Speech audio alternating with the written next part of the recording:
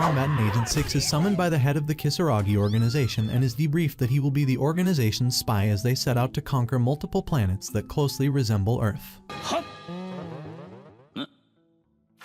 Agent 6 looks at the two baddies trying to order him around, but he complains about why in heaven's name are they sending him to an unknown planet and they talking gibberish.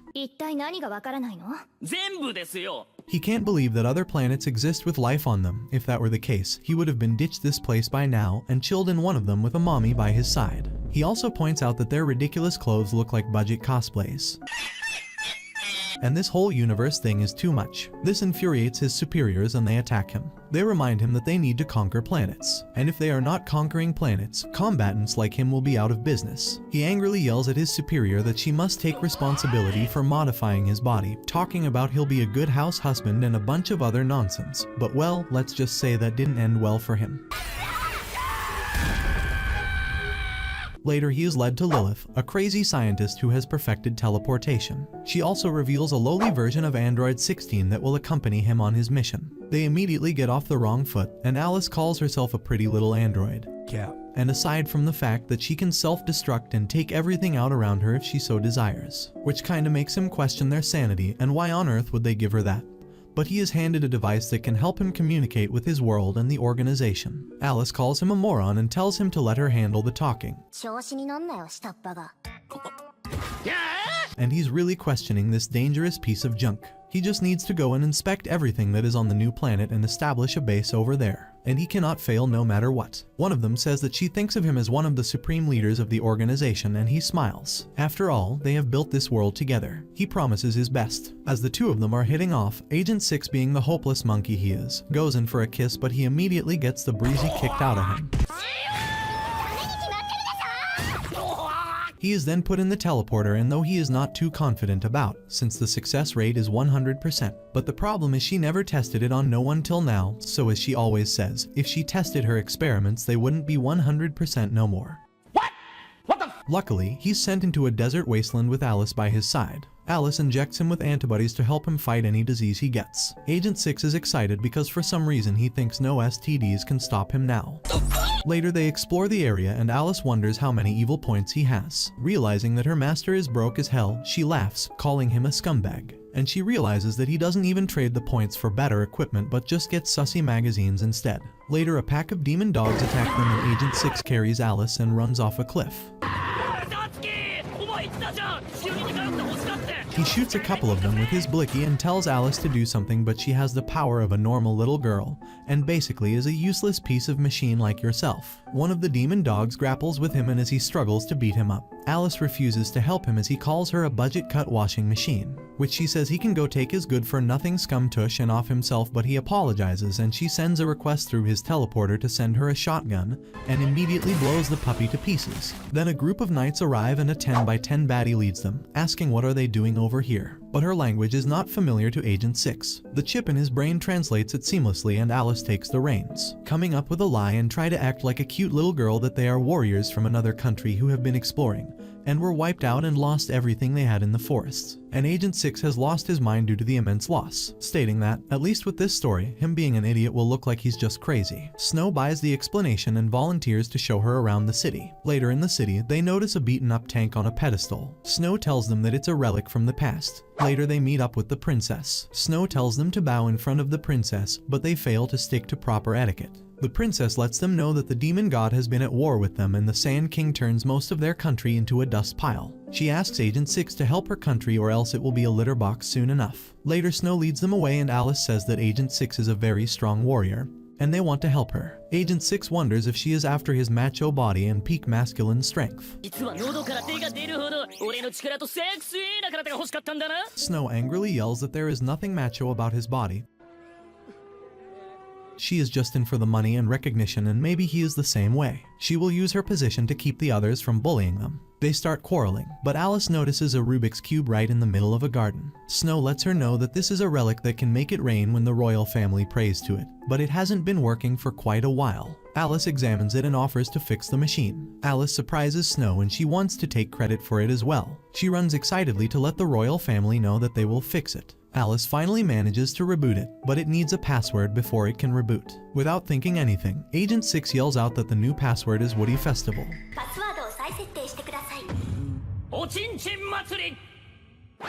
They look at him in confusion, but he reveals the reason that he wants to see the princess squirm in embarrassment as she tries to say this vulgar password. But Alice reminds him that maybe the king will say it, and now that got him thinking of a king saying Woody to everyone. The princess arrives and is not too happy with his choice of the password. Later they are brought in front of the king,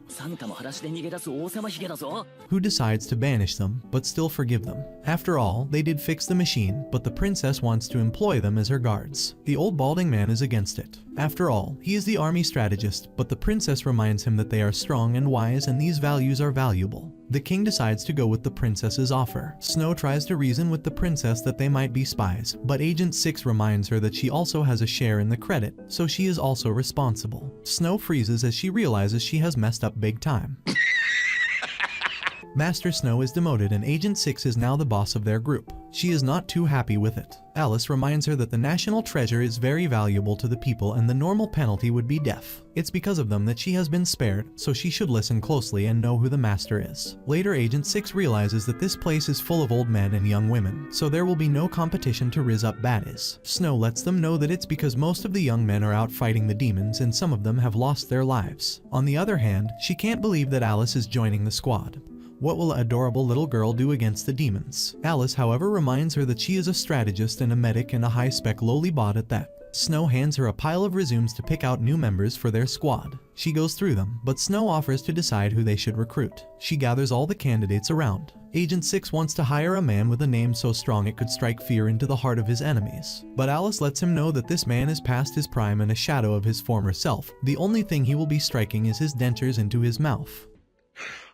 She then presents him with two candidates who have taken out more enemies than they can count. She grabs Snow by her hair, showing her who's boss and puts her in place, and tells her to recruit the two. Snow calls out to Rose, who appears, making an entrance so dramatic Megumi would be proud. Like a cosplayer running on caffeine and embarrassment, she declares herself as an artificial combat chimera and asks them if they are man enough to handle her. What do you mean by that? Agent 6 matches her freak, replying on the same spectrum of embarrassment that he is Agent 6, a fighting and rizzing machine who has been given modification and surgery and has no real name or a past. In the same dramatic tone, he welcomes the combat chimera and assures her he's man to handle any furry life throws at him.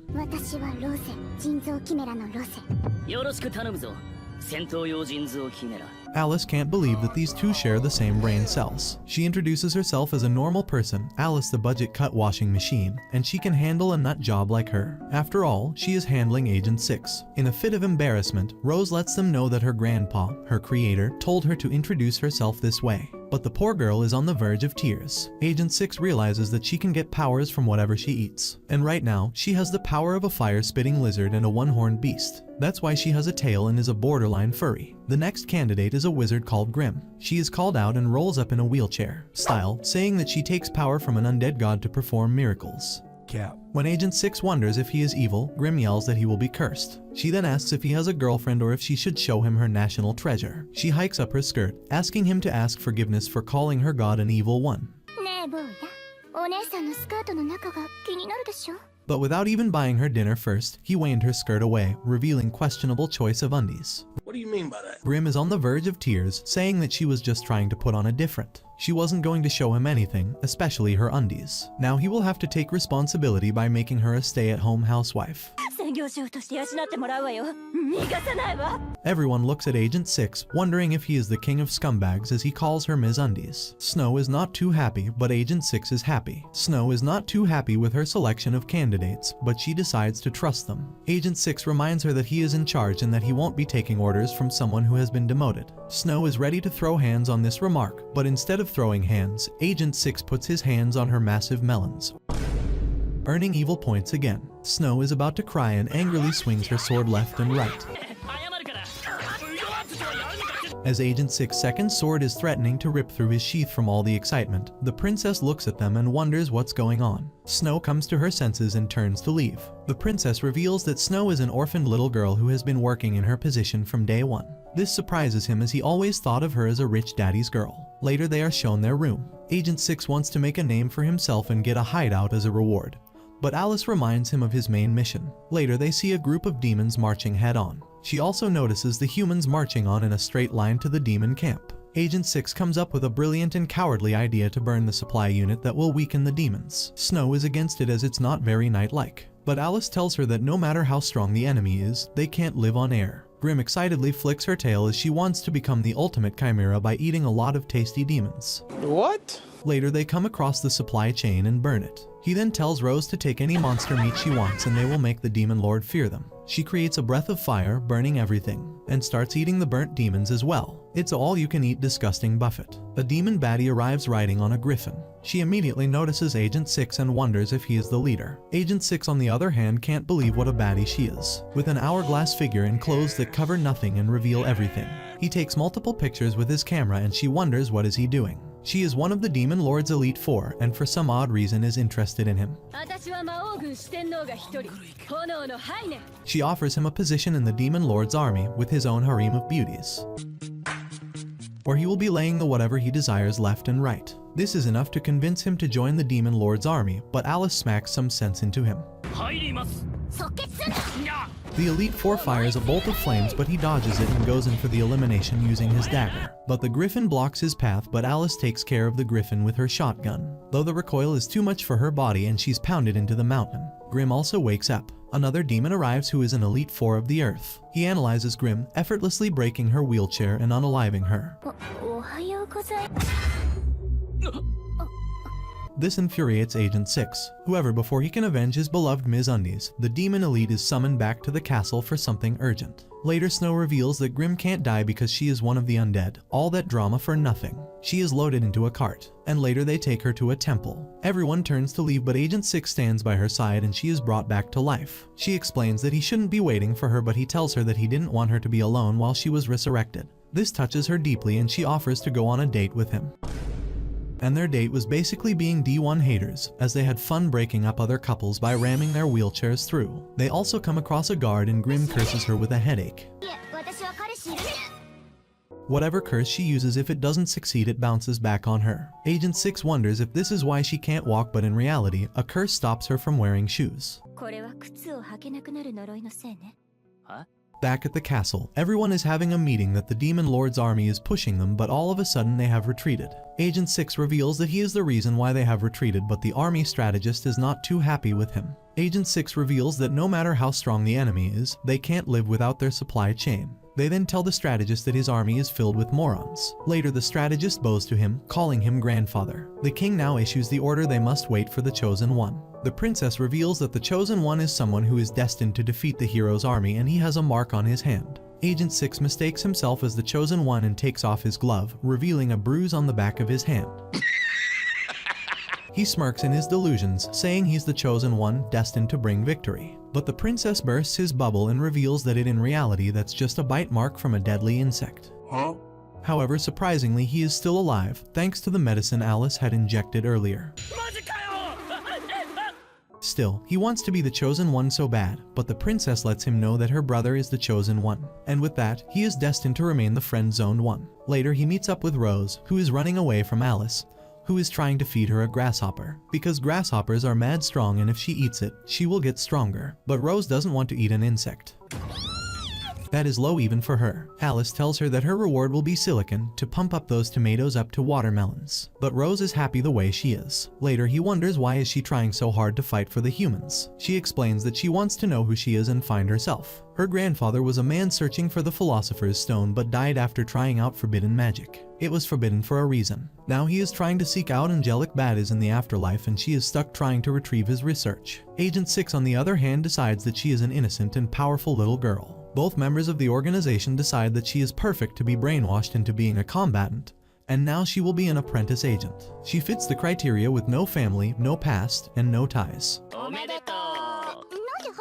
Grim on the other hand is busy having a naughty dream, but the sun starts to set. Agent 6 can't believe that even though he has been here for a while, he hasn't gotten lucky with any baddie. He starts yelling that he wants to bump into a baddie and perhaps grab a pair accidentally, and he tries his luck every day by waiting behind a wall. Alice guides his hand to touch her non-existent tomatoes, but this angers Agent 6 instead because he doesn't believe that the world should be against him. Later, the king summons them, explaining that all of the demons are in a tower and 2 of the demons have the highest rank, Rista of Knowledge and Gil of Power. But if the war drags on, they will destroy them before the Chosen One gets to the Demon Lord. And this tower holds the treasure that the Chosen One needs to destroy the Demon Lord. So they must attack the tower while the Chosen One rests and regains his energy. The strategist is not too happy, wondering what can the regular humans do if the Chosen One fails to defeat those on top of the tower. With no good strategies at hand, he tries to divert attention to Agent 6, saying that he is supposed to be a smarty pants. He should come up with a solution. Agent 6, being the despicable loser he is, comes up with a solution. They should enter the first floor, burn a fire there, and smoke out all the demons. In other words, forget playing by the rules and set fire. But no one is willing to go with the idea, as it is not what a holy knight would do. Later, the human forces gather around and engage with the demons. But Agent 6 and his crew are chilling a few feet away. Snow wants to seize victory and make a name for herself. But Agent 6 has no plans to enter the battle in a head-on fight. Snow charges away angrily, ready to duke it out and make a name for herself. Rose wonders if they should follow her, but he tells her she'll be back after she tires herself out. As evening falls, sure enough, Snow arrives, exhausted from the continuous battle. Dream, on the other hand, is once again having naughty dreams about Snow.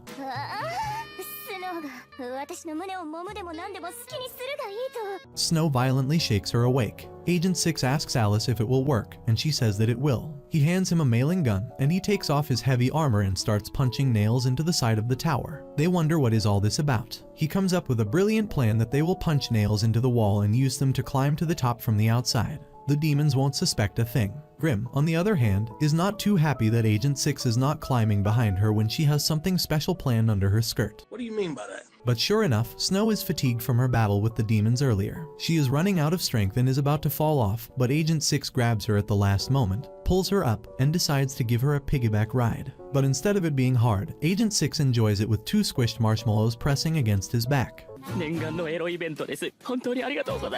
Snow yells that he's a V-card gatekeeping loser. They're almost at the top, and a goat-headed demon and a bull-headed demon are enjoying their time together. Agent 6 looks at them chilling, and when you think his dignity couldn't get any lower, he straight up dropkicks the goat demon down the flight of stairs, and tells the bull demon not to move a muscle, or else they will fry the goat demon into lamb kebabs. And at this point, they questioning who's really the demon here. Bull Boy is conflicted to protect his brother but is beaten up instead. As Goat Boy arrives, he looks at Bull Boy beaten and defeated. Goat Boy yells, what beef do they have with them? But Agent 6 tells him to stop and listen. He's willing to sell his brother back. After all, he's alive, but barely. With no other choice, the goat demon accepts the offer.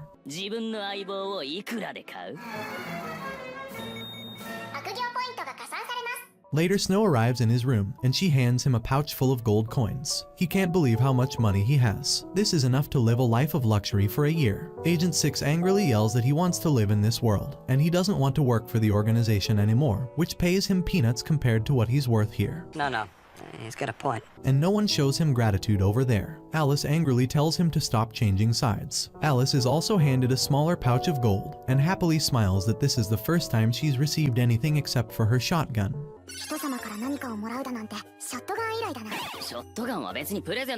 The organization reviewed their report and can't believe that he received the equivalent of 7 million yen for his services, while they paid him 18,000 yen. They decide that they will give him some meat as a gift later on. The king calls 6 and Snow to his office where he sat alongside his ever-smiling strategist. He, slumping into his throne, ordered 6, muttering how it was technically his day off and how annoying it was to deal with matters like these when he had planned to nap. Snow immediately nudged 6 to behave properly in front of royalty, but 6 just rolled his eyes, muttering something about never catching a break. The king explained the situation, how a new path had opened from the demon continent, and now it was easier than ever for demon elites to slip into their country. With that, he requested, or rather ordered, that 6 and his team take the initiative and engage the 4 elites from the opposing side. 6 tried to reject the idea on instinct, his mouth already forming the syllables of protest, but Snow leaned in and whispered there was a hefty bonus and extra money involved if they succeeded. And of course, they got this loser's attention. Still skeptical about the strategist, he asks if this grand idea was the brainchild of the strategist. The man simply smiled, falsely as always, and praised 6 for being sharp as ever, a comment that only raised more alarms in 6's mind. The next day, out on the field, 6 surveyed the battlefield with a tired look. Beside him, Alice looked through a telescope, observing the movement of enemy troops and offering insights. She told him it was perfectly valid to be wary of the strategist. His intentions never seemed fully transparent. Behind them, their own troops stood tall, ready for battle, though no one could truly claim to be fully prepared for what was coming. Snow and Rose were busy trying to wake Grim up, who, as usual, had dozed off under the shade of a tree. Snow, in her impatience, accidentally knocked her out instead of waking her up. Grim slumped over more dramatically than before. Six turned around and told them, a bit too casually, that they didn't actually have to fight today. He confessed he didn't trust the strategist. The man looked like the type who'd rather preserve his own neck and benefit himself than protect the people. Snow immediately called him a coward. Just then, enemy troops began forming lines across the battlefield. Among them was Hyena, one of the 4 demon elites, followed closely by a massive rock golem. Six's eyes widened as he asked about it. Snow explained it was a magic-powered golem, a beast that could only move through direct magical input. The fight began quickly. Snow, looking like she definitely just did something, was a bit too eager to test her new Glacian blade that she'd bought on loan. Rose, on the other hand, who was looking oddly suspicious, declared she had always wanted to bite a griffin and dashed off without commands. Six looked at Alice and told her to try and wake Grim so she could cast a spell to disable the golem, but Grim remained blissfully unconscious. With no time left to waste, Six charged at the golem alone. His troops had already split off, dealing with ogres and goblins in different parts of the field. Six threw a punch at the golem's rocky body, only to injure his own hand due to his lack of common sense. Wincing, he told Alice to contact HQ for weapon support. Alice responded that it would take some time. After all, it was tea time at the company back on Earth. Six sighed, then reached for one of the safety items with a 3-minute recovery window. He activated it just in time to dodge a crushing blow from the golem. With a burst of energy, he finally managed to bring the creature down.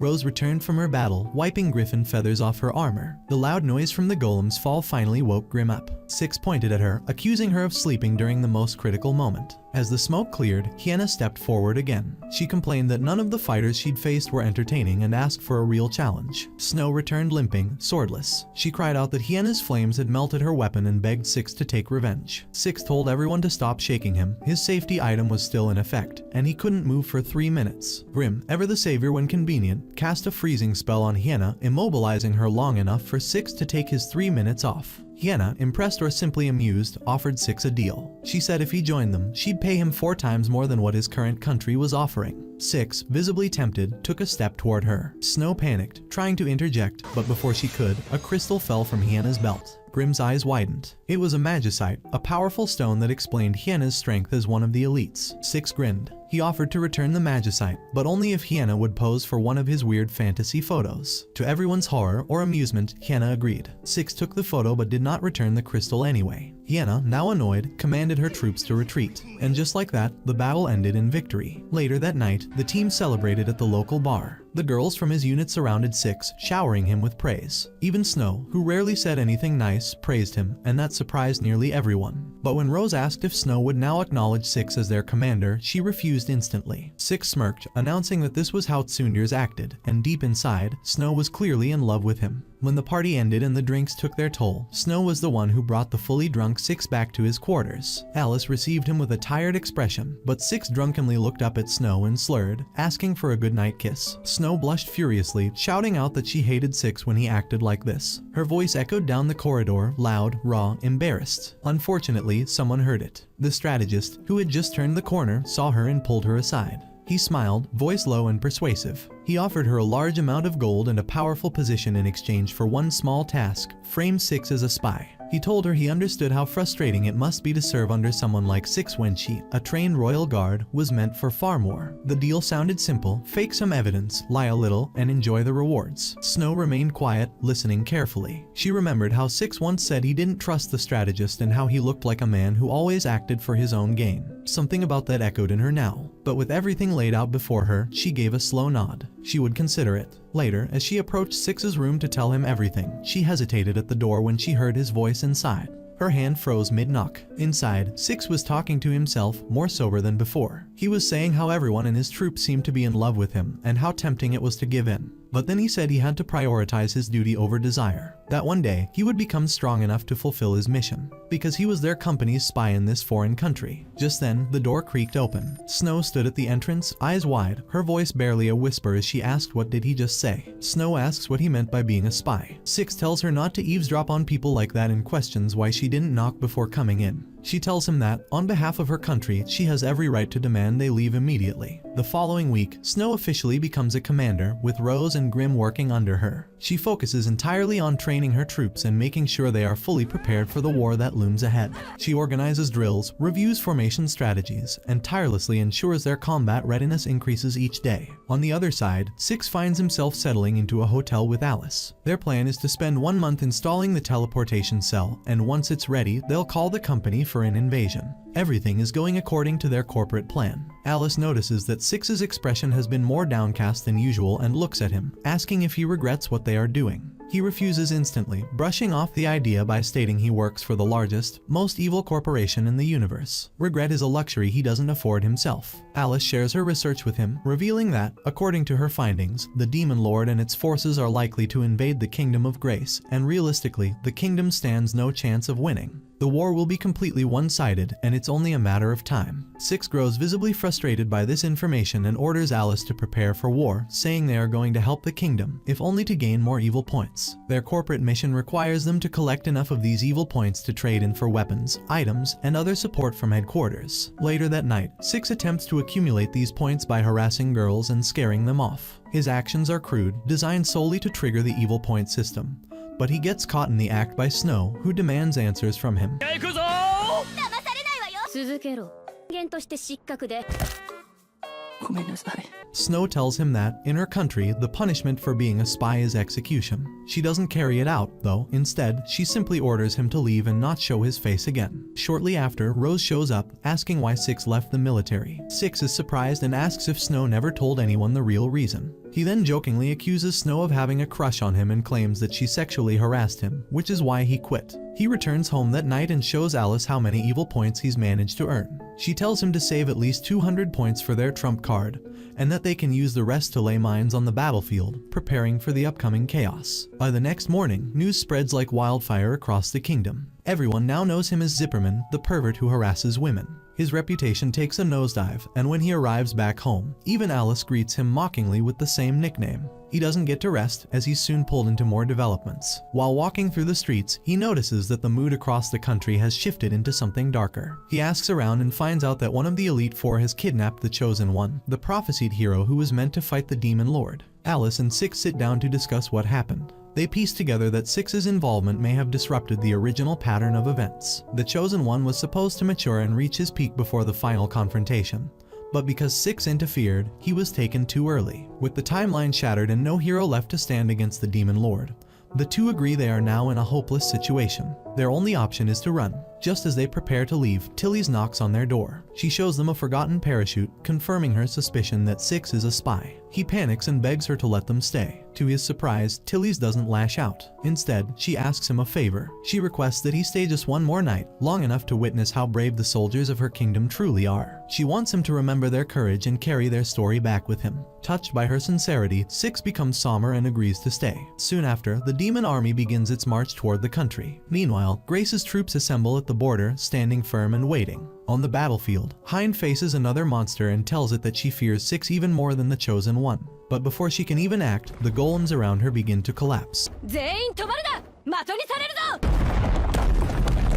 Confused and alert, she drops to the ground and finds her magicite scattered. It doesn't take her long to suspect a trap. She starts to think that perhaps Six is hiding nearby. What she doesn't know is that Six and Alice are, indeed, behind the ambush. They had placed the magicite there to lure Hein in, planning a massive explosion designed to cripple the demon forces. Back at the castle, Tilly's watches from a window, her face full of worry. She wonders why the demon army is late and turns away to ask Six and Alice, who are standing nearby and oddly calm. They are discussing old legends about unicorns, joking about how they only let virgin girls ride them, and how the mythology around them makes them almost seem like gatekeepers of innocence. They are still caught in this ridiculous conversation when Tilly's interrupts, asking them seriously about the enemy. Alice casually mentions that maybe the army got delayed due to the landmines and that there might not even be a battle anymore. However, moments later, their assumption is shattered by loud booming noises that echo through the air. The ground trembles, and the sound continues growing louder. Six looks into the distance and sees a battered and severely injured Hein approaching in a damaged golem.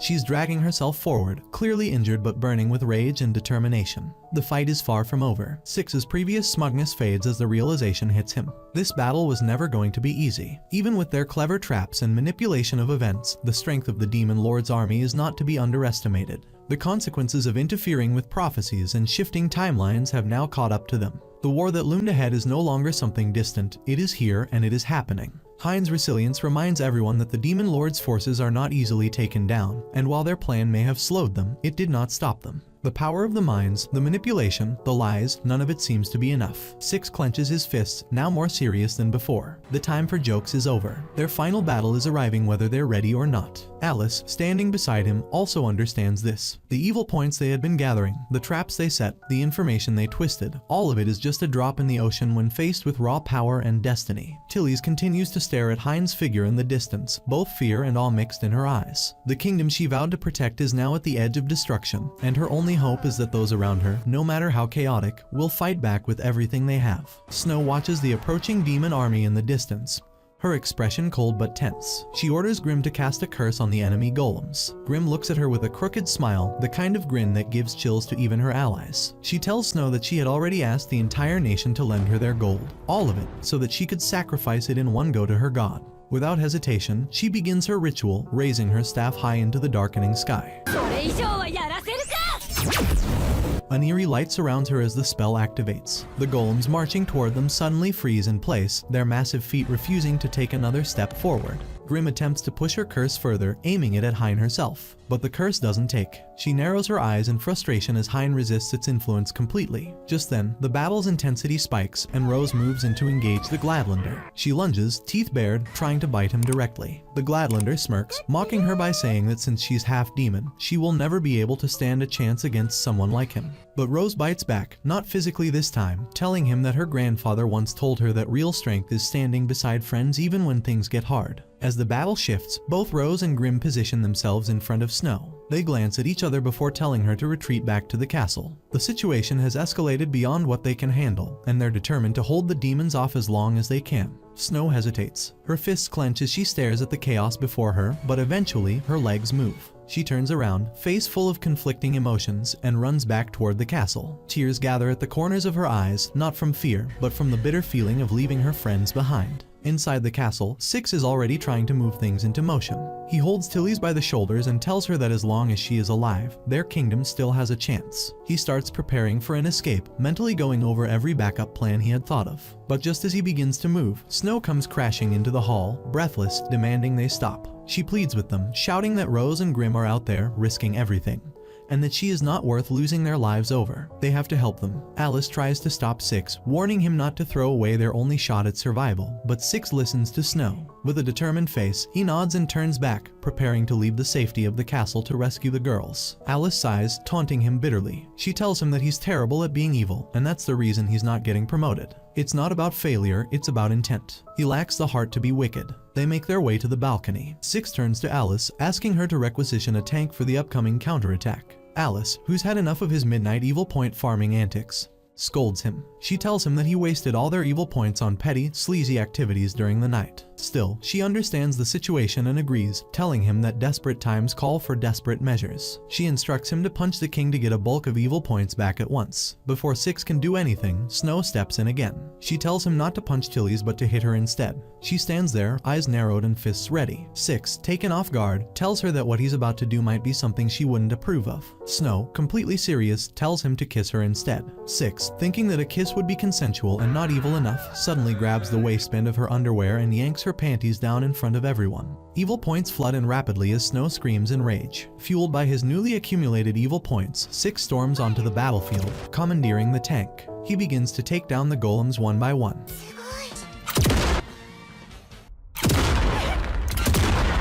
Each shot lands with mechanical precision and overwhelming force. Snow, now chasing after him in fury, keeps shouting insults, not out of hate but out of sheer embarrassment and frustration. Soon, the Elite Four, alongside the remnants of the demon army, make their entrance. They gather at the castle gates, ready to break through. Snow, regaining her composure, orders Six to take care of the Elite Four while she deals with the remaining soldiers and lower-level demons. Six, cracking his knuckles and already dripping with chaos energy, asks for the R-Buzz chainsaw. He uses all his remaining evil points, sending his balance into the negatives, and fuses his equipment with the safety features, turning the combined item into a weapon of terrifying destruction. The moment he activates it, the battlefield turns into a slaughterhouse. Six tears through the demon ranks, spinning and slashing without hesitation. The monsters scream as he shreds everything in his path. Even his allies begin to take a few steps back, disturbed by the sheer intensity of his rampage. The blood and oil splash in every direction, and for the first time, Six isn't joking or smiling, he's focused and terrifying.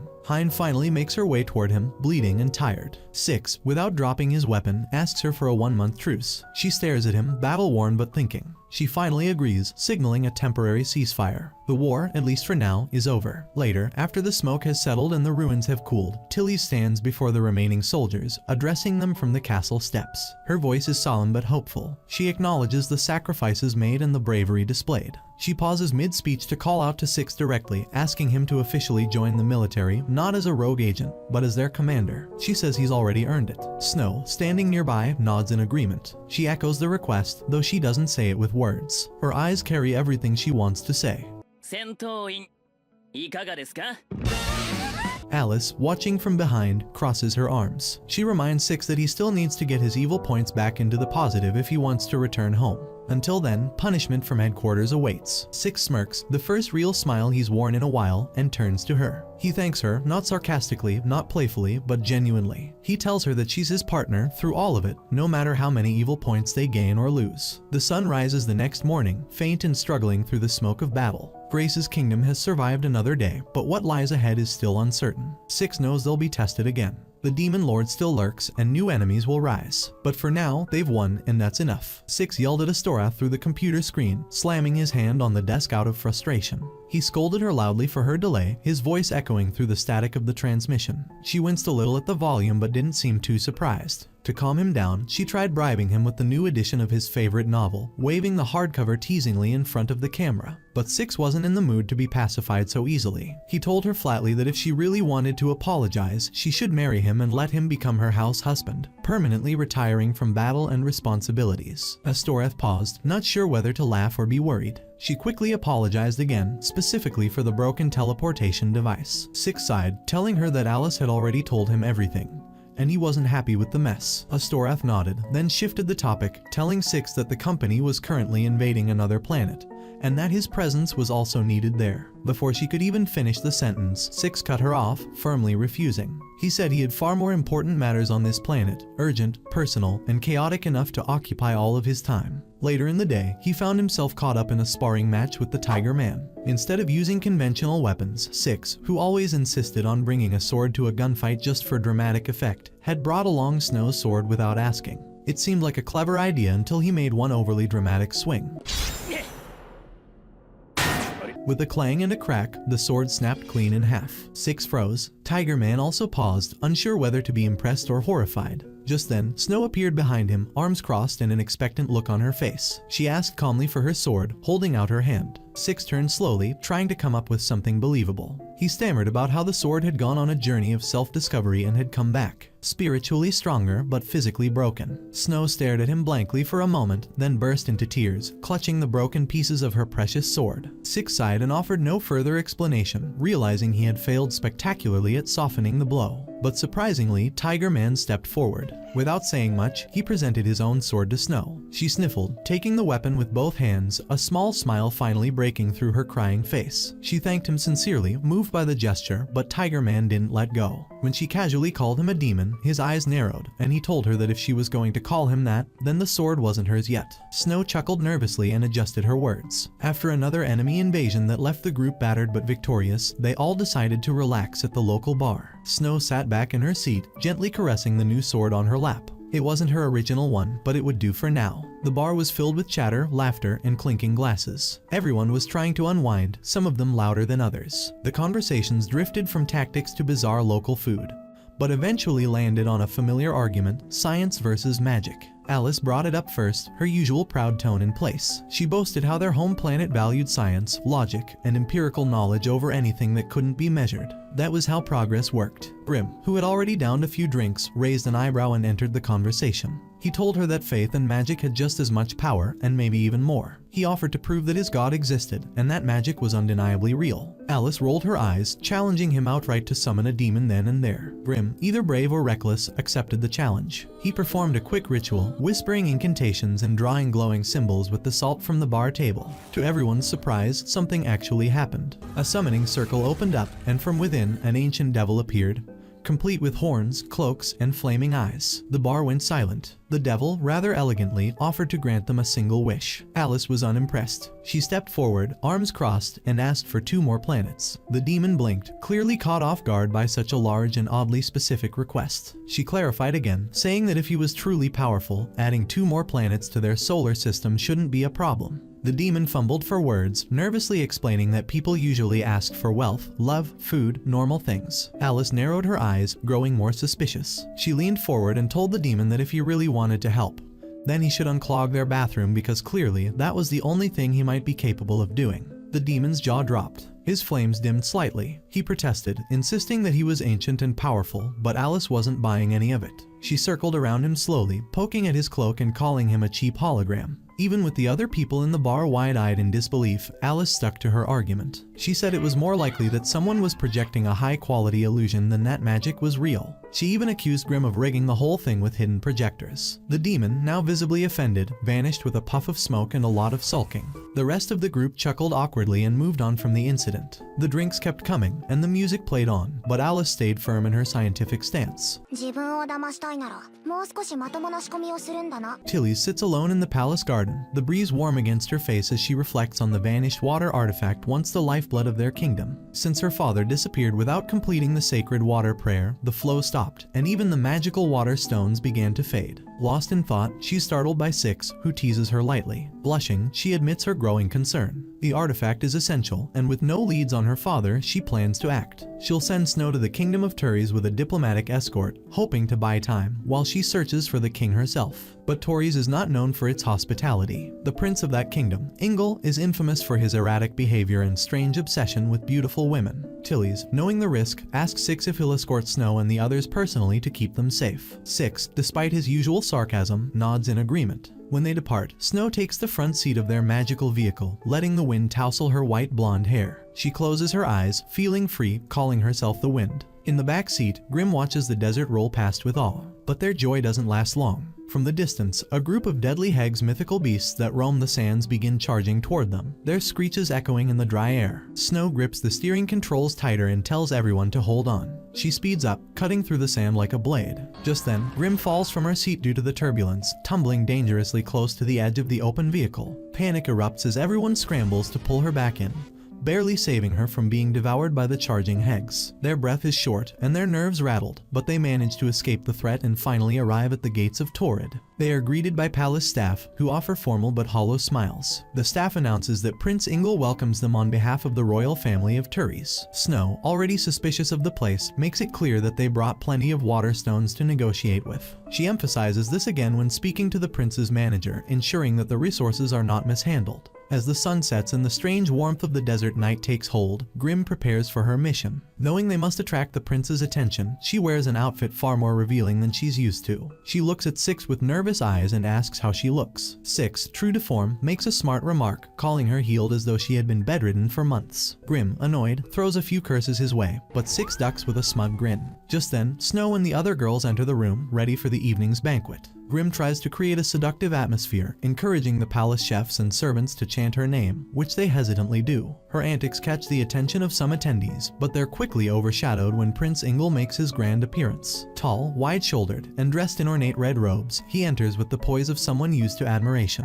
Snow's eyes flash with ambition. She sees this moment as her opportunity. If she can win over the prince, she believes she could marry into royalty, become queen, and finally have everything she ever wanted. She walks straight up to him and, with carefully rehearsed grace, takes his hand. She compliments him on his physique, her voice dripping with practiced awe. Meanwhile, Six leans over to his partner and mutters how ridiculous this is, pointing out how Ingle is neither handsome nor particularly charismatic. but Snow insists that the prince is beautiful and that he must have been misunderstood all his life. Ingle, having been lied to all his life about his appearance and worth, is at first suspicious of Snow's intentions, but as she gently holds his face, her eyes glimmer with a strange, pure sincerity. Her words seem genuine, and for a moment, Ingle believes her. Yet his instincts remain guarded. Realizing she is a foreign envoy and possibly trying to manipulate him, he changes the subject to water stones, brushing off her advances. Snow's face falls. She had imagined herself as queen, surrounded by luxury, commanding an army. But Ingle's disinterest shatters her illusions. Frustrated, she watches as her dreams slip from her fingers. With the prince distracted, Six and his partner decide to explore the palace. They sneak through the back corridors, eventually finding themselves in a hidden underground basement. The space is dimly lit, but a strange yellow fluid fills a large tub attached to the wall and floor. It bubbles faintly, casting an eerie glow across the chamber. Six squints and mutters that it looks like a nasty experiment, maybe cloning. Or worse, whatever it is, it seems alive. Suddenly, a voice calls out behind them. A girl in a flowing blue dress appears, her hair the same color as a clear lake. She warns them not to touch the equipment. Six narrows his eyes and asks who she is. The girl introduces herself simply, but then recognizes him. She mentions that her leader once lost to him. Six is confused until his partner reminds him it's Gaddlecand, the demon lord he killed on a previous mission. Realizing who they're dealing with, the blue-haired girl scoffs, calling them fools. She introduces herself as Russell, one of the 4 agents of Elemental Command. She is the Russell of Water, and her loyalty is to the demons now. Before she can retaliate, Six grabs her face and uses her as a shield. Just then, another familiar figure appears behind, a cold and calculating woman from their past missions. He holds Russell in place, forcing her to freeze. Six orders his partner to bring the handcuffs, and they successfully subdue both Russell and Hein. The team begins interrogating and torturing them for answers, gaining valuable evil points in the process. After gathering information, Six storms into the ballroom,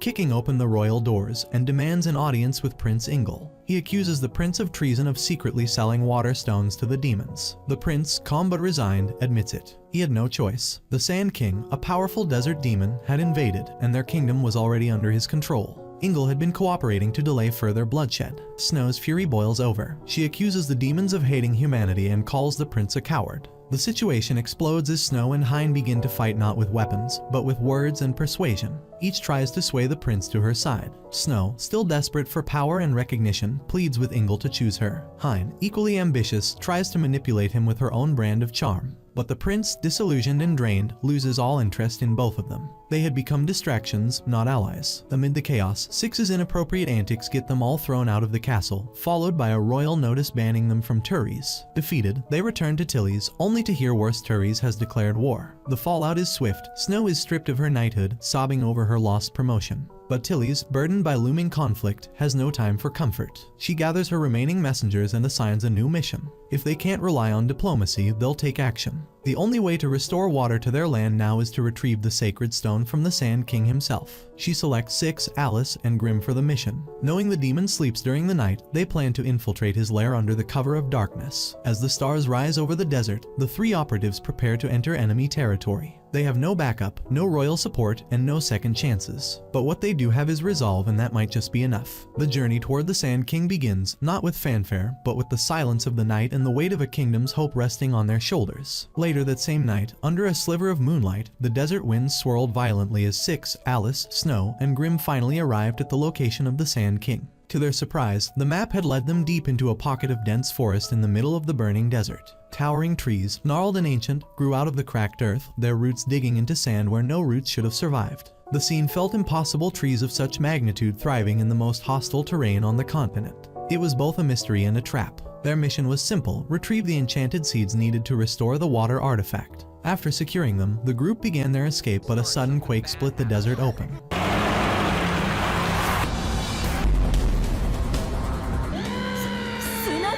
The Sand King erupted from below, forcing Snow to shout for an emergency evacuation. With no time to spare, they were forced to abandon the jeep and the precious water stones to save themselves. Without hesitation, they leapt from the vehicle just before it was swallowed into the shifting sands. The water stones, their only leverage in the diplomatic game with Turries, were gone. As the vehicle sank, the Sand King's monstrous silhouette faded into the desert's core once more. The team barely escaped, rolling across dunes and coughing sand from their lungs. They gathered themselves at the edge of a cliff that overlooked the vast expanse of the desert. For the first time, the weight of their failure set in. Without the jeep, without the stones, and without a working plan, they were stranded in a desert with no way back to grace. And this was only the first day. They looked at one another with dust-caked faces and eyes full of doubt. Not only had they failed their mission, but they now had no evil points remaining, the very currency that allowed them to summon aid or tools from their guild. The second day arrived with scorching sun and no shelter. At nightfall, Alice sat alone, trying to remember anything useful. A flicker of an old idea returned to her. She rushed to Six and reminded him that his point system still worked, but only if he did something evil. They needed points. She suggested he do something mischievous, even if it meant taking Grimm's clothes while she slept.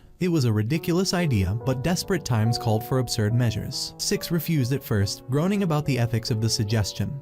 But the hunger and thirst gnawed at all of them. They needed points, and fast. As the days dragged on, their condition worsened. By the fourth day, they had abandoned all attempts at travel during daylight. The heat scalded their skin, and even touching the sand left burns. Their bodies were weakening. With no food and barely any shade, they rationed what little magic they had left just to keep themselves from collapsing. They trudged along at night, conserving energy, but even then, progress was painfully slow. By the seventh day, all of them were at their limit. Their clothes hung loosely on their bodies. Skin was cracked and lips were parched. They hadn't eaten in days, and water was a distant memory. As the last vestiges of energy drained from them, Six finally collapsed next to Snow. She, too, was barely hanging on. He whispered that he might have to do something wildly inappropriate just to gain enough points to save them. But before he could act on his thoughts, Snow fainted beside him, falling into the burning sand like a rag doll. Alice, surprisingly still semi-conscious, urged Six to go through with it. She insisted they needed those points. Six hesitated, muttering that it went against the rules of their guild. He refused to take advantage of anyone, even if it meant death. Then, unexpectedly, Rose emerged from the makeshift tent, looking as wild as the desert winds. Her mind seemed frayed by hunger and dehydration. She told Six she couldn't take it anymore and lunged toward him with unnatural intent. Six backed away, alarmed. He tried to explain that she was still just a child in the guild's eyes, and anything that happened now would be a violation of their mission code.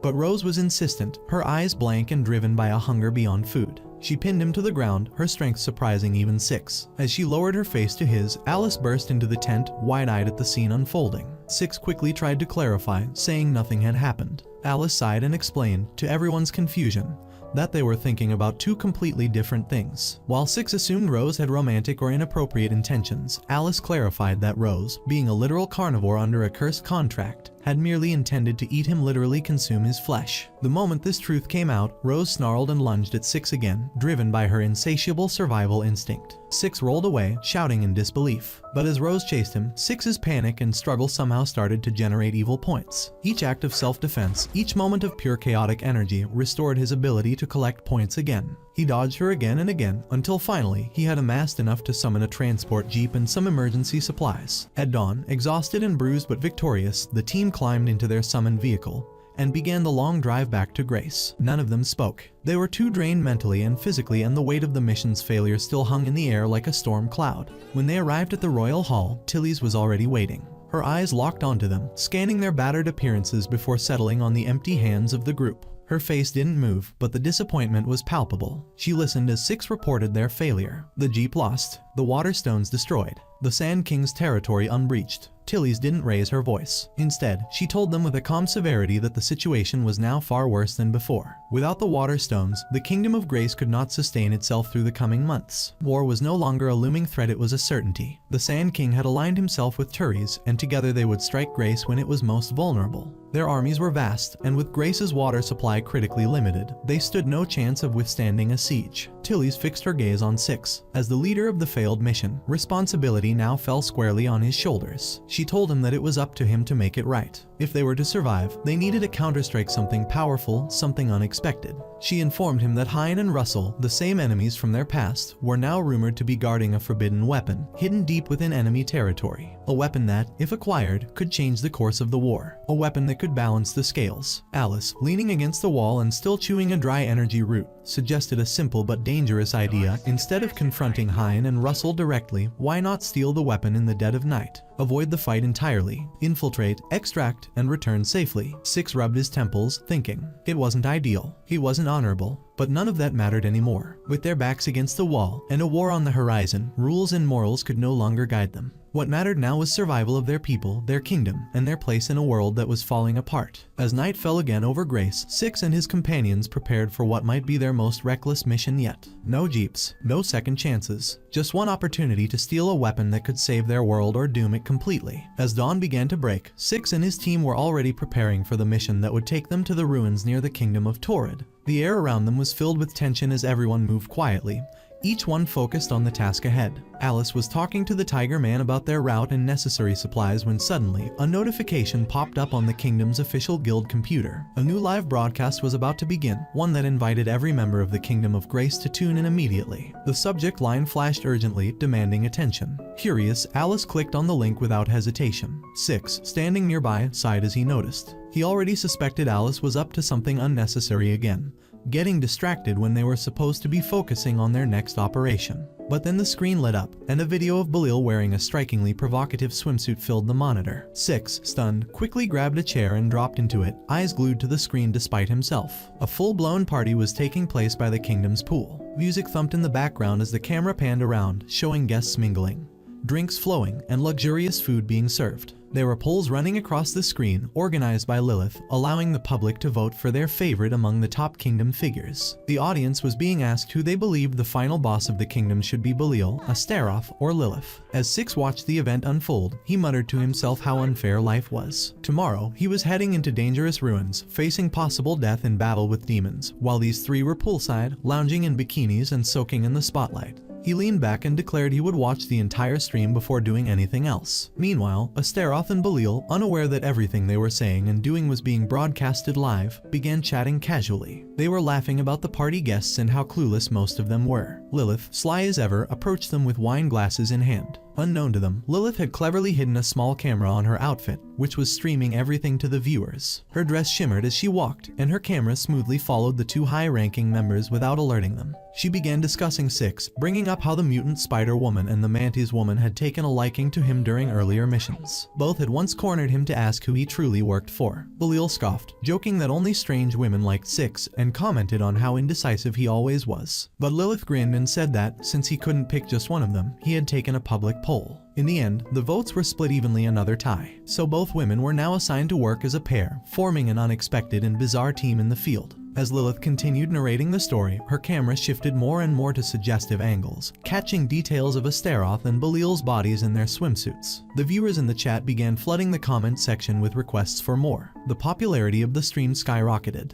Alice, observing the stream from across the room, groaned and muttered that she already knew what Lilith was up to. The entire livestream was a marketing ploy to gain more views, subscriptions, and donations. And sure enough, the comments exploded with people offering money, hoping to see more of Belil and Astaroth's beachwear. Then, the stream abruptly ended, cutting to black. A new prompt appeared on the screen, a bright button asking viewers if they wanted to see more. All they had to do was subscribe with a few dollars. Without hesitation, people started subscribing. Even Six couldn't help himself and signed up, justifying it as an investment in intel gathering. Back at the party, the girls began a new debate over who the real final boss was. Lilith bet on herself, raising her glass confidently. Belil mocked her, laughing that Lilith always placed last every year. She teased that it was because Lilith neither had money nor enough followers to win. Lilith snapped back, reminding them both that she was the greatest scientist of the kingdom, a title far more useful than their fan service. Astaroth joined in, accusing Lilith of bribing voters and agents behind the scenes. Lilith shrugged and claimed she didn't care about winning. She just enjoyed participating and entertaining the public. Belil, however, reminded them that the people relied on them for strength and leadership.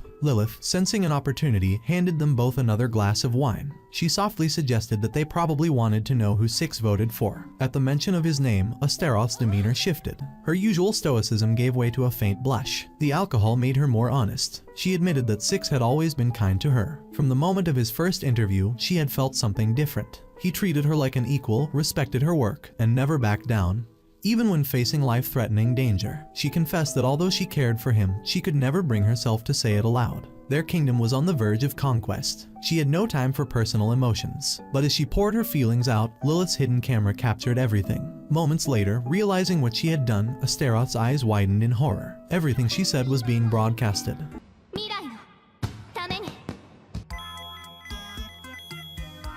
She screamed in frustration and hit Lilith with a powerful blast of magic. The impact sent Lilith flying across the pool deck. Evil points surged for both of them, but so did embarrassment. Astaroth began to stutter, apologizing under her breath, cheeks still burning. Belil approached Lilith, demanding to know what her plan was all along. As the crowd continued to buzz with excitement, Lilith reconnected to Six via video. He, now watching the whole scene unfold, appeared on screen and casually announced that he had voted for Lilith. The moment the words left his mouth, silence fell. Astaroth froze, heart sinking. Her eyes dimmed as disappointment washed over her. She mumbled that she didn't want to win if it meant such embarrassment. She turned away, crushed. Lilith quickly muted the call before Six could say more, insisting that he was just causing confusion and damaging their friendships. But privately, Astaroth and Six began chatting. He admitted that he always promoted the annual poll with free gifts, offering discounts, and promising meals in exchange for votes. That was how he got so many people to support her each year. She smiled, quietly relieved. When they checked the latest results, Astaroth had briefly risen to first place, but soon dropped back to second, with Lilith once again at the top. Belil, confused, asked what trick Lilith had pulled this time. Lilith admitted that she didn't cheat. Instead, she hired ordinary people with no influence to vote for her and gave them sample content. The simplicity worked. When Belil and Astaroth heard this, they grew furious. They tied Lilith up, wrapped her in towels until she looked like a snowman, and cancelled all her pending payments. Then, they filed a formal complaint with Nicotube and requested the livestream be taken down entirely. Moments later, Lilith, still tied up, asked Six through a device who he truly voted for. But before he could answer, an alert came and an army of demons was attacking their territory, crashing the party. Lilith started shouting battle orders even as she remained wrapped like a towel doll. Six was about to respond when Astaroth calmly said he could tell her later. He laughed awkwardly, warning her not to say things like that. It was often the last thing people said before dying. But Astaroth just smiled, finally regaining her confidence. She looked at the screen and said it was time to show the world which force was the strongest. The Kisaragi force would rise, and tomorrow, as they faced the demons in the ruins of Torrid, the world would know the might of grace. With the stream now over, the team turned their attention back to the mission, their bonds shaken but strangely stronger. The ruins awaited. And this time, it wasn't about polls or popularity or live streams. It was about survival. The next morning arrived with blazing sunlight and a heavy sense of responsibility hanging over the group. Everyone was up early, assembling outside the base with weapons ready and minds steeled for what lay ahead. They were preparing to infiltrate the Torrid ruins and retrieve the secret weapon, a mission that could shift the tide of the war. Alice, ever the organizer, handed out their roles and responsibilities. Everyone was expected to kill, sabotage, or steal whatever it took to complete the operation successfully. The team piled into the dusty jeep, setting out on yet another reckless journey across barren wastelands and cracked terrain. As the vehicle bounced along the broken road, Rose turned towards Six and asked him about what he did to the prince during their last visit.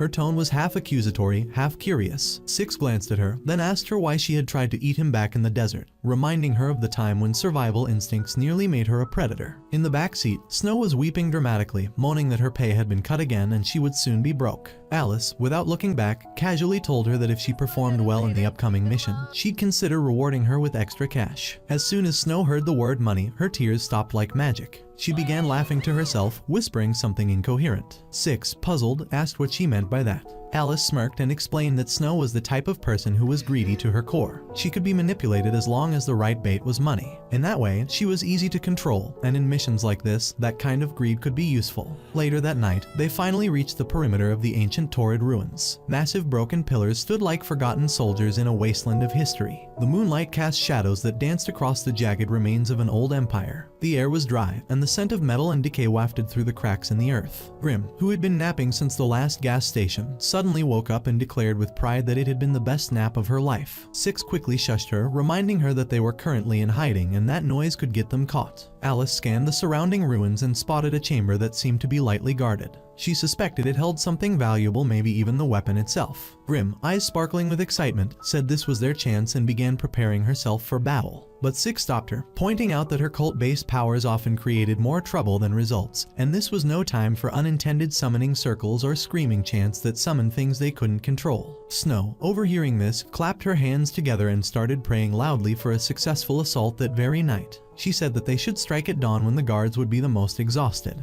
But before any real plan could be made, Hein and Russell appeared just outside the ruins, speaking loudly to each other about their schedule. Apparently, they were planning to spend the next day fighting some mechanical monsters deeper in the ruins, training against increasingly powerful opponents to prepare for the upcoming demon invasion. Six exchanged a glance with Alice. Their timing couldn't have been better. However, the rest of the team descended into chaos as Snow and Grim began arguing over whose idea it was to attack during the night. Grim insisted it was hers, while Snow said she had read it in a book. The two went back and forth until Six finally told them both to shut up. He declared that there was no way an actual Kisaragi agent would make such a foolish plan. To calm the situation, Alice revealed their actual strategy. They would let Hein and Russell waste their mana and strength by fighting the robotic monsters all day. Once they were weakened, that would be the team's chance to move in and steal the weapon with minimal resistance. Everyone went silent. It was so simple yet effective, exactly the kind of strategic brilliance Kisaragi agents were known for. Snow and Grim blinked in unison, realizing just how inferior their ideas had been.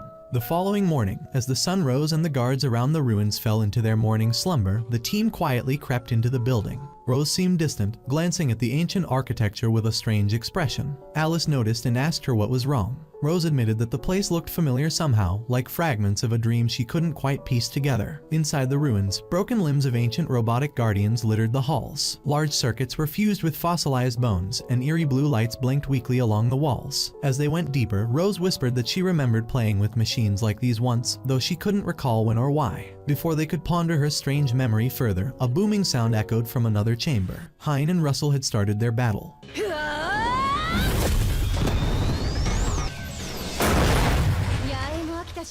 The ground trembled as energy bursts lit up the cavern, robotic monsters growling with mechanical fury. Alice and Six smiled. Everything was going according to plan. Their enemies were distracted and depleting their strength. Now was their moment. Snow, on the other hand, started picking up mechanical debris and ancient parts from the floor. She whispered gleefully that she could probably sell the stuff for a good price back at the base. Alice scolded her, saying she was sabotaging the mission with her greed yet again. Meanwhile, Hein and Russell continued pushing deeper into the ruins, unaware of the trap awaiting them. At one point, Russell fell into a pit, but Hein managed to save him at the last second using a well-timed teleport spell. However, the spell drained her, and her body glowed with fatigue. Still, she pressed on, determined not to fall behind. Farther in, Alice whispered to Six that they should cut off Hein and Russell's power supply by using Grim's and Snow's abilities to manipulate mana flows and disrupt the ghost-like defense systems. Grim grumbled that she couldn't scream during her incantations, as that was her main power source. Still, she agreed to try. Suddenly, Russell activated a hidden console, and a massive chamber door opened. Inside stood a colossal robot, the secret weapon. It was dormant but imposing, glowing faintly with crimson veins running across its armor. Six saw the opportunity and charged, landing a powerful hit on the back of Russell's head, knocking him out cold. Snow gasped, accusing him of knocking out a child.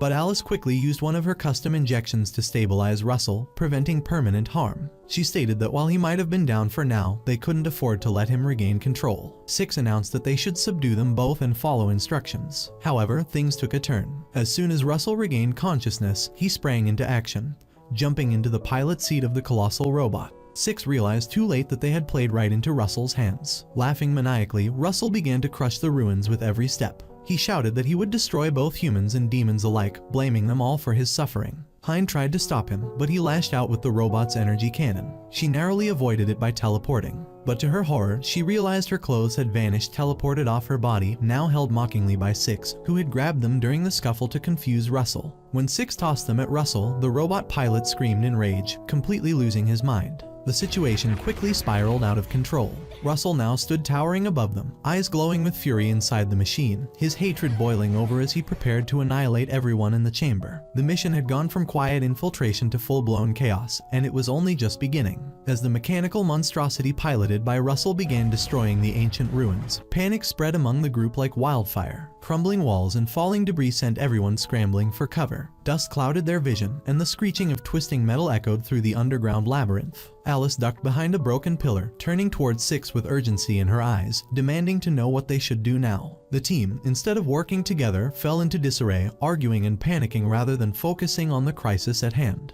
Grim, in typical fashion, activated her chaotic and mostly useless cult powers, which drained her energy before the real fight had even begun. She collapsed with a loud sigh, already out of commission. Seeing this, Rose stepped forward and asked Six if she could confront Russell instead, since they both shared a similar monstrous origin. Her eyes shimmered with determination, but Six felt a pang of guilt. Was he really going to let a kid handle this mess? He hesitated but then shook his head, declaring that he would take on the task himself. The two of them began arguing, each insisting on being the one to face Russell. Neither could bear to admit their own limits. Alice, frustrated by the lack of coordination, devised a new plan. She would be the brains and Six the muscle. She ordered him to buy her some time while she ran to the deepest part of the ruins to construct a powerful counterweapon, a massive machine she dubbed the Destroyer. As the girls followed Alice Alice deeper into the ruins, Six took a deep breath and turned toward the chaos outside. Alone, he engaged Russell, dodging attacks and striking weak points on the massive machine. His movements were precise, his strikes aimed at disabling the robot rather than defeating it outright.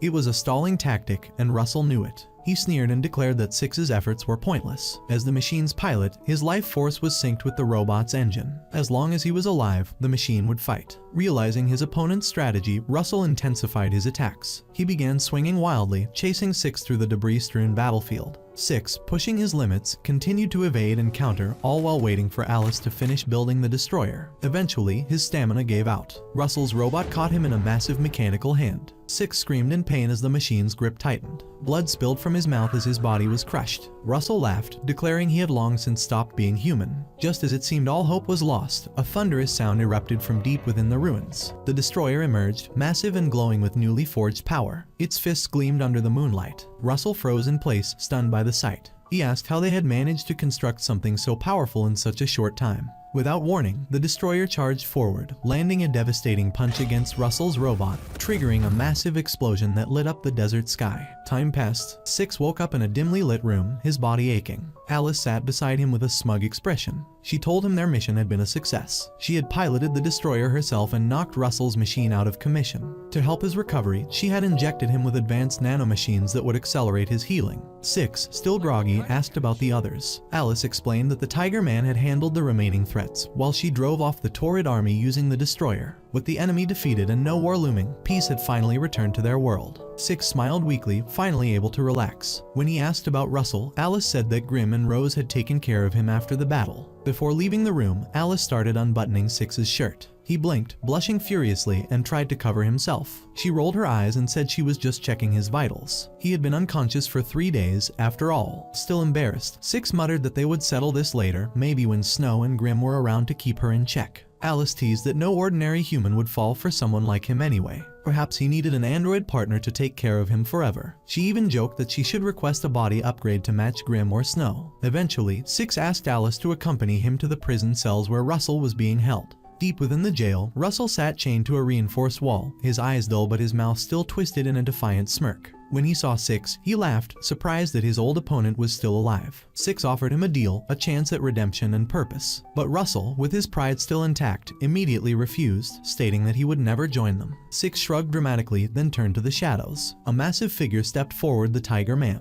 His presence sent chills down Russell's spine. The Tiger Man bent the bars of the cell as though they were made of paper, whispering that he was gentle with those he liked. Holding Russell's chin, he smiled ominously. Terrified, Russell screamed that he would join the Kisaragi forces. He would even manufacture water for them if they just kept the Tiger Man away. Six smirked, telling him he should have agreed sooner. Back at the Grace Kingdom, Snow, Grim, and Rose were enjoying a rare moment of calm. They were lounging around, gossiping and snacking, when Six walked in and joked that Grim should try wearing socks for once. Grim refused, claiming she never wore anything on her feet. Alice, ever the prankster, ordered socks online and forced Grim to wear them. The moment she did, something strange happened. A spark of magical backlash caused her to explode in a puff of smoke. Everyone burst into laughter, even Six. Alice clapped her hands in delight, saying it was just as she predicted. The group continued joking around for hours, basking in the joy of peace. Meanwhile, from the palace, Tilly's looked down on them inside. While she worked tirelessly to maintain order and balance, they were out here goofing off. Far away, in the lonely expanse of the desert, Hein stood at the top of a crumbling tower. She stared at the horizon, vowing to avenge both Gattlecand and Russell. In the depths of Grace's dungeon, Russell continued screaming for help as the Tiger Man loomed over him. The screams echoed into the night, unanswered. Back in the heart of Grace, Alice and Six sat under the stars. The moon was full, and the air felt clean for once. Six turned to her and said that if he couldn't return to his original world, maybe this place could be his new home. Maybe he would take over this planet instead. Alice looked at him and saw something new in his eyes. And for the first time in a long time, she smiled.